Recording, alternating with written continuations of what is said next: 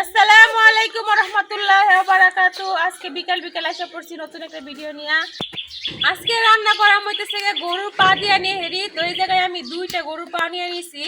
তো এগুলো কিন্তু বাড়িতে কাটি নাই, বাজার থেকে কষে দিয়ে কাটায় নিয়ে আসছে একেবারে। তো এই যে একটু বড় বড়ই হয়েছে, কারণ ছোট ছোট হইলে ভিতরের যে জিনিসটা আছে ওইটা খাওয়া যাবে না। তো নেহেরি খাওয়ার আসল কারণ হইতেছে ভিতরের জিনিসটাই। তো ভিতরের জিনিসটাই কিন্তু খাইতে অনেক মজা। তো আমরা মাটির চুলায় পারফেক্ট ভাবে কিভাবে গরুর পা দিয়ে নেহেরি রান্না করি আজকের ভিডিওতে এটাই দেখাইলাম। তো পুরো ভিডিওটা দেখতে দেখেন, আশা করি ভালো লাগবো। তো প্রথমে আমি রান্না করার লাগে চুলাটা ধরাই নিলাম, কারণ গরুর পাটা আমি আগে থেকে খুব ভালোভাবে পরিষ্কার করে নিচ্ছি।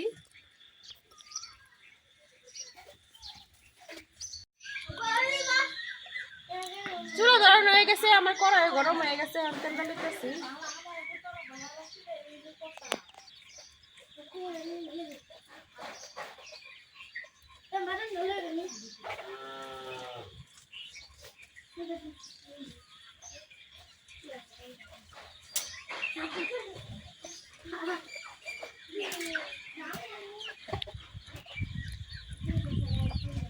চুলা ভিজা ভিতরে, এই জন্য এত পরিমাণ ধোঁয়া হইতেছে, ধোঁয়ার জন্য অবস্থা খারাপ। কারণ বাইরে অনেক বাতাস।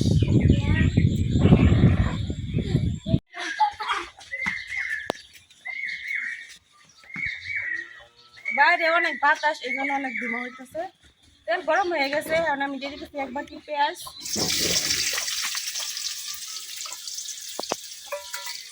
বাবা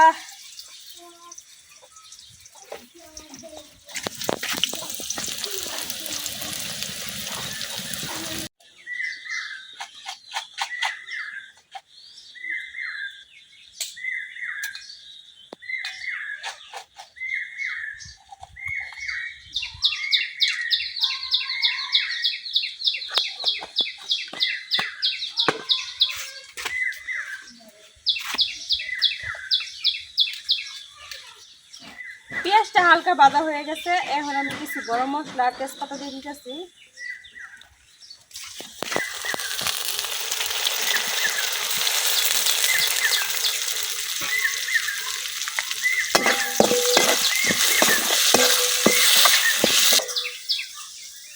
বাতাসের কারণে একবারে চোখ মেরে তাকানোর অবস্থা নাই।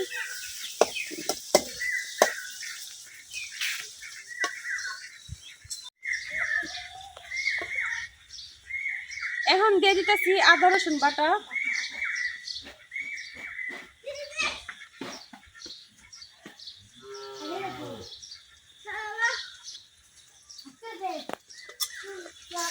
পেঁয়াজের সাথে এখন আমি আদা রসুন বাটাটা কিছুক্ষণ ভাজা নিলাম, কাঁচা গন্ধটা যাওয়া পর্যন্ত।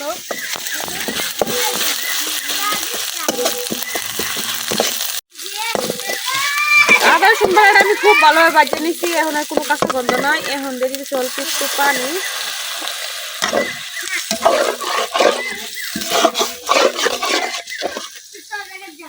এখন দিয়ে দেন এক এক করে সব গুঁড়া মশলা।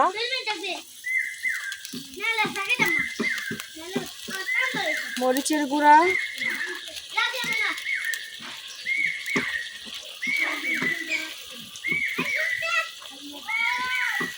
হলুদ,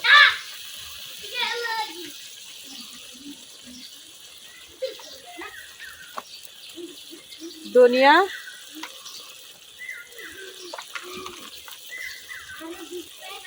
লবণ,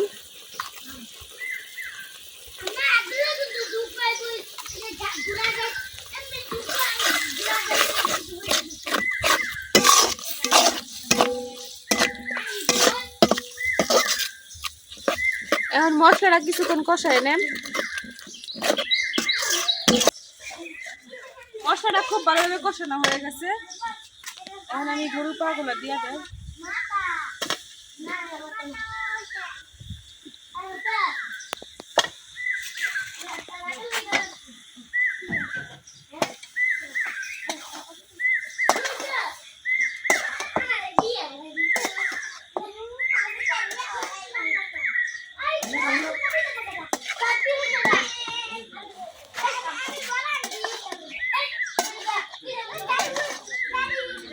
তার সাথে আমি মশলাটা খুব ভালোভাবে মিশিয়ে নিচ্ছি।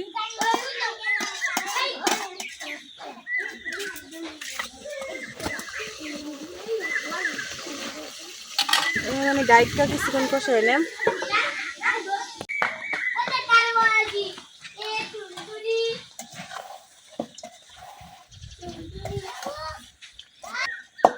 খুব ভালোভাবে আমি গরুর পা গুলা কষাই নিতেছি। কষানো হয়ে গেছে, এখন আমি পরিমাণ মতো ঝোল দিয়ে দেন।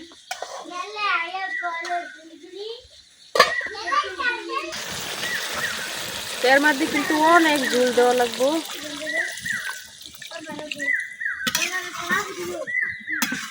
সিদ্ধ না হইলে খাইতে ভালো লাগতো না।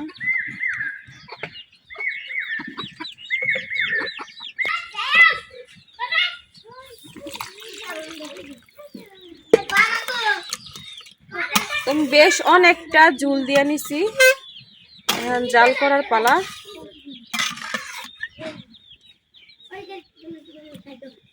ডাইকা জাল করে নেম।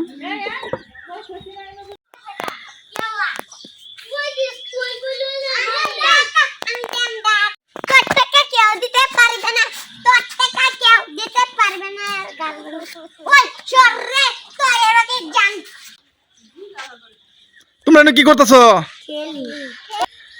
এখানে কি করতেছো? এটা কি আর গাড়ি? এটা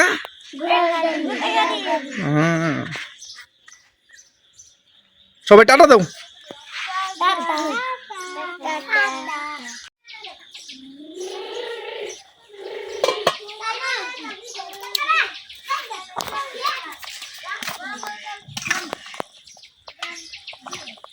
জুড়ে বলক এসে পড়ছে। এভাবেই কিন্তু আমি ডাইকা খুব ভালোভাবে রান্না করে নেব।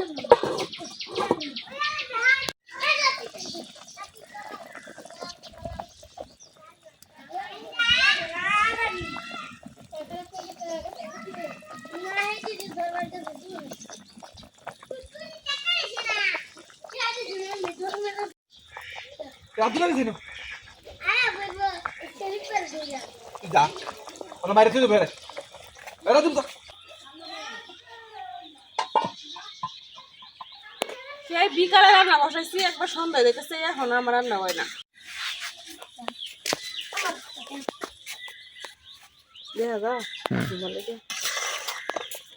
জুল মাত্র অর্ধেক শুকাইছে, আরো জুল শুকায়াম, আরো টানায় তারপর তরকারিটা হইব। এখন আমি ডাইকে আরো কিছু রান্না করে নেব।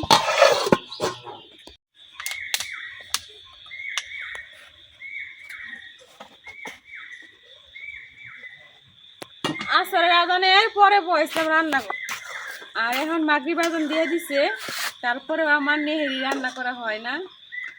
তো এই যে দেখেন কতটুকু ঝোল টানছে, অনেকটাই কিন্তু ঝোল টাইনা গেছে। আর এই পর্যায়ে আমার নেহেরিটাও একেবারে রেডি হয়ে গেছে। এখন আমি ভাজা জিরার গুঁড়া দিয়ে উঠাই নেব।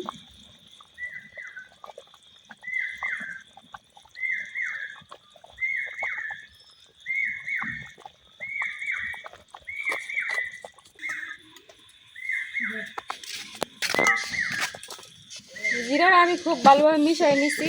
এখন তরকারি কড়াইটা আমি নামাই নেব।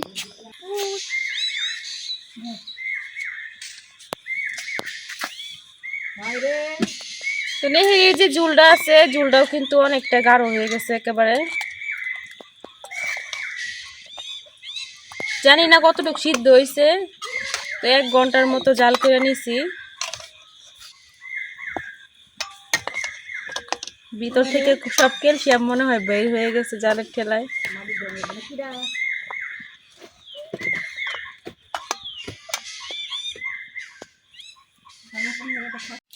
আমার নেহেরি রান্নাটা কেমন হয়েছে অবশ্যই কমেন্টে জানাইবেন। তো কালারটা কিন্তু সুন্দর আসছে, আর ভাজা জিরা গুঁড়া দেওয়ার কারণে সুন্দর একটা গ্রান বেরোইতেছে। তো আজকের ভিডিও এই পর্যন্তই। সবাই ভালো থাকবেন, সুস্থ থাকবেন। আল্লাহ হাফেজ।